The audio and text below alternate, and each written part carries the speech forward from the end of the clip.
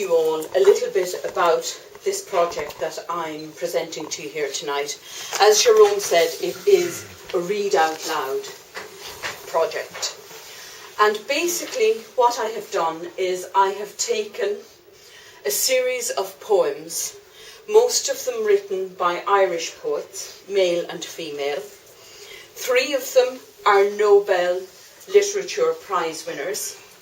And I have one final poem by an American who was Poet Laureate in 2002.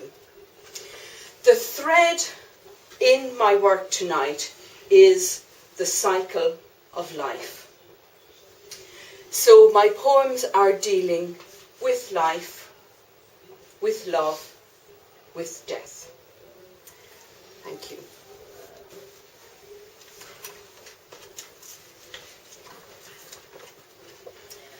The first poem I have for you this evening is called Night Feed, and it's by an Irish poet called EVA Boland. And it's basically about the relationship between a mother and child. This is dawn. Believe me, this is your season, little daughter. The moment daisies open, the hour mercurial rainwater makes a mirror for sparrows. It's time we drowned our sorrows. I tiptoe in, I lift you up, wriggling in your rosy zipped sleeper. Yes, this is the hour for the early bird and me, when finder is keeper. I crook the bottle, how you suckle. This is the best I can be, housewife to this nursery, where you hold on, dear life. A silt of milk, the last suck, and now your eyes are open, birth-coloured and offended. Earth wakes, you go back to sleep, the feed is ended.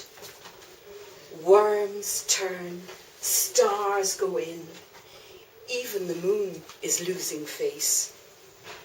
Poplars silt for dawn, and we begin the long fall from grace.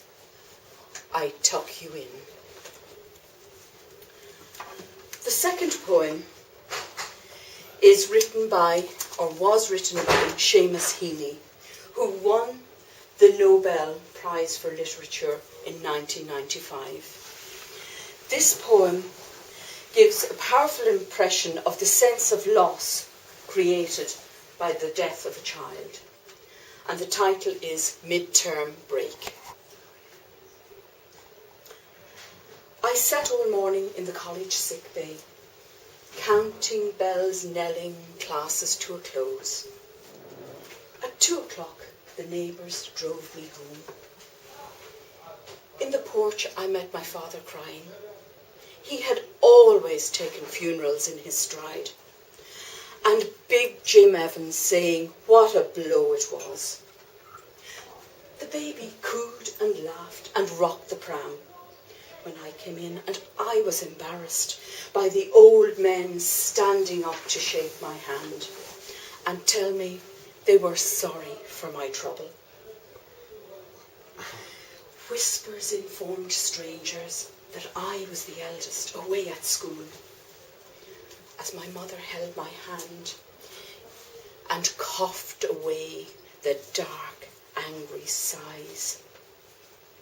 At 10 o'clock, the ambulance arrived, with the corpse staunched with bandages by nurses. Next morning, when I went to the room, snowdrops and candles soothed the bedside. I saw him for the first time in 6 weeks, paler now. He was wearing a poppy bruise on his left temple. He lay in a 4-foot box, as in his cot. No gaudy scars, the bumper had knocked him clear. A 4-foot box, a foot for every year.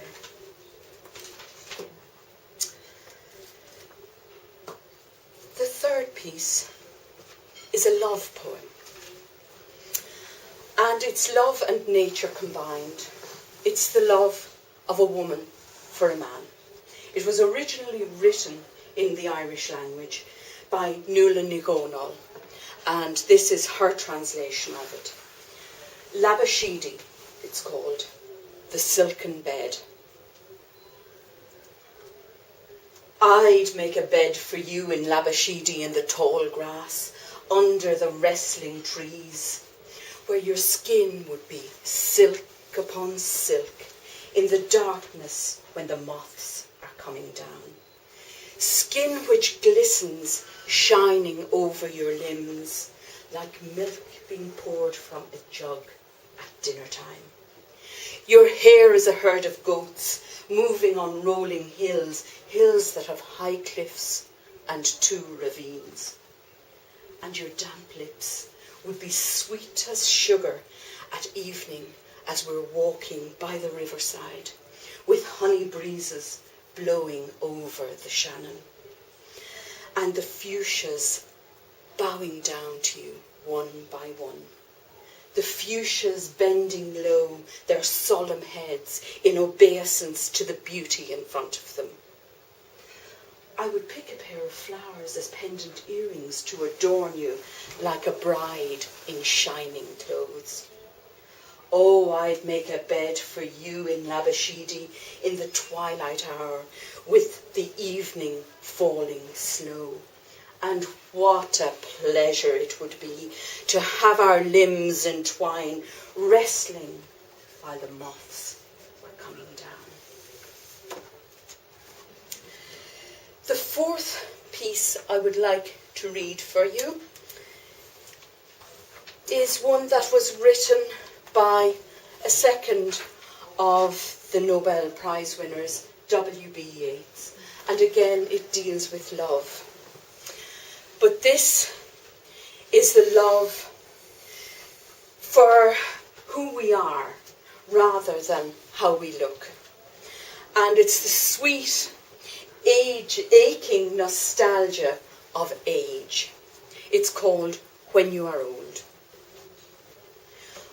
When you are old and grey and full of sleep and nodding by the fire, take down this book and slowly read and dream of the soft look your eyes had once and of their shadows deep. How many loved your moments of glad grace and loved your beauty with a love false or true? But one man loved the pilgrim soul in you and loved the sorrows of your changing face. And bending down beside the glowing bars, murmur a little sadly how love fled and paced upon the mountains overhead and hid his face amid a crowd of stars.